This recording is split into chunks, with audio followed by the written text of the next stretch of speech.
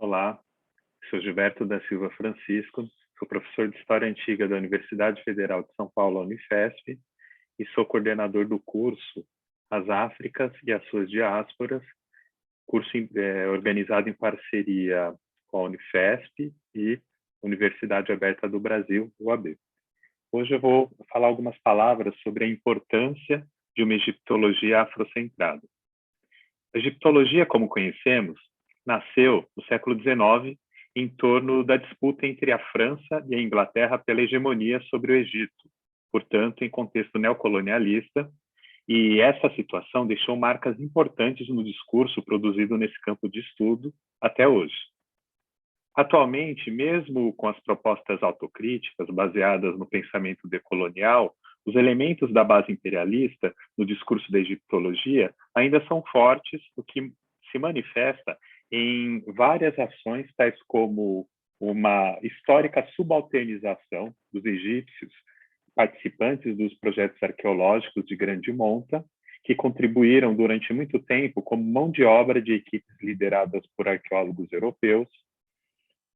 O discurso sobre o Egito Antigo como base da chamada civilização ocidental, proporcionando-se dessa forma uma ampla instrumentalização do conhecimento sobre o Egito para explicar a organização desse projeto civilizatório, o amplo desinteresse pelo conhecimento já produzido sobre o Egito Antigo por eruditos árabes, mesmo antes do século XIX, a proposição da branquitude da população egípcia, respondendo a esquemas sobre a história, tais como o proposto por Hegel, que excluíam a África e populações negro-africanas, e ainda um reposicionamento geográfico do território do Egito Antigo, respondendo a dinâmicas próximo-orientais ou mediterrânicas e atenuando ou ignorando as conexões africanas. Vários desses elementos foram amplamente revistos, mas ainda é perceptível a agência da perspectiva imperialista da egiptologia, como outros campos de estudo organizados originalmente nesse mesmo ambiente neocolonialista. Foi justamente no contexto da descolonização da África, entre as décadas de 1950 e 60, que surge um tipo de discurso fortemente contrário à perspectiva europeia, orientada pela lógica da construção da chamada civilização ocidental. Trata-se do discurso que seria chamado de afrocêntrico posteriormente, que propunha, em primeiro lugar, uma reorganização do discurso histórico, trazendo a África para o campo da história, e, mais que isso, propondo uma inversão entre polos no discurso civilizatório. Assim, se o Egito era branco, oriental ou mediterrâneo nas narrativas eurocêntricas, na recém-criada perspectiva afrocêntrica, ele era africano e, mais que isso, ele era negro. Ou seja, a origem da civilização teria sido negro-africano. Vê-se, nesse caso, que a forte oposição apresentada, de forma explícita pelo intelectual e militante político Sheikh Anta Diop, e logo depois disseminada nos centros de estudos africanos de universidades estadunidenses, criticava fortemente o conteúdo do discurso civilizatório europeu, mas mantinha a própria lógica da história atrelada à civilização como paradigma.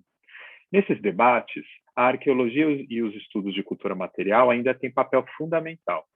Se, por um lado, tais estudos são desenvolvidos a partir da pesquisa epigráfica e literária, por outro, os estudos de fósseis humanos e imagens que representavam os egípcios na antiguidade forneceram base inicial para um deslocamento do Egito Antigo das narrativas essencialmente civilizatórias europeias para narrativas civilizatórias africanas baseadas na noção de negritude.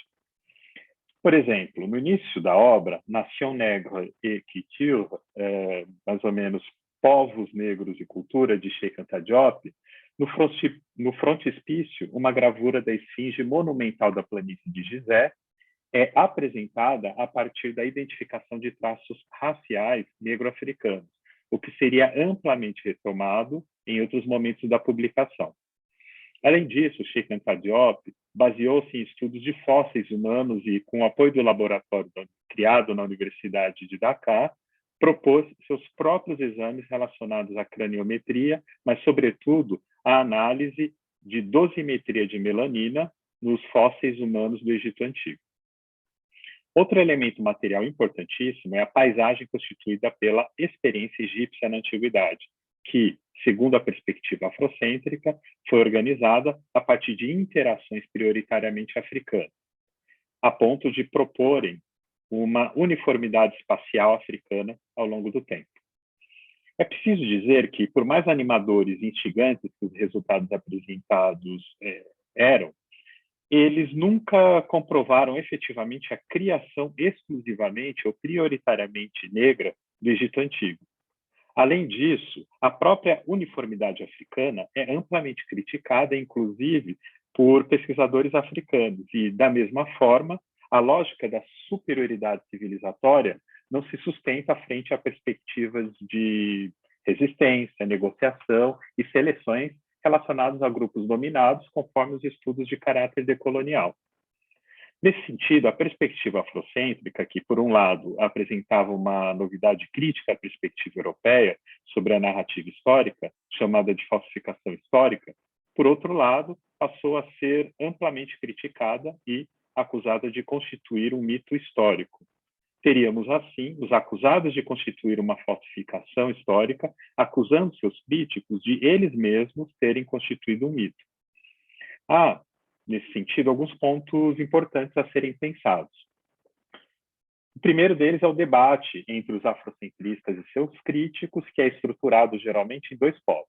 O primeiro, apresentado pela tradição acadêmica europeia, que acusa os afrocentristas da constituição de um novo mito e de uma abordagem científica frágil dos dados.